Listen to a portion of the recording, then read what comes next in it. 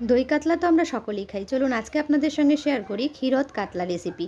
কাতলা মাছের পিসগুলোতে নুন মেখে কড়াইতে ঘি আর সাদা তেল গরম করে ভেজে তুলে রাখছি। এখানে কোনো হলুদ ব্যবহার করব না। আর তেলের মধ্যে এবার দিয়ে দিচ্ছি ধনে বাটা, জিরে বাটা, কাঁচা লঙ্কা কুচি, আদা বাটা।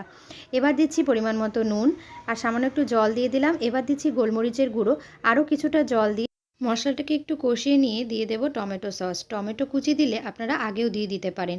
এবার দিয়ে দেব রেড চিলি পাউডার। কিছুক্ষণ মশলাটা কষানোর পর হালকা গরম দুধের মধ্যে 2 চামচ মতো ময়দা গুলে নেব।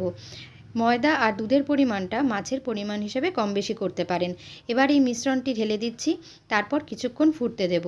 ঝোলটা ফুটে উঠলে ভেজে রাখা মাছগুলো দিয়ে দেব। আমি কাতল মাছ দিয়ে করেছি, আপনারা চাইলে এই রেসিপিটা কিন্তু রুই মাছ দিয়েও করতে পারেন।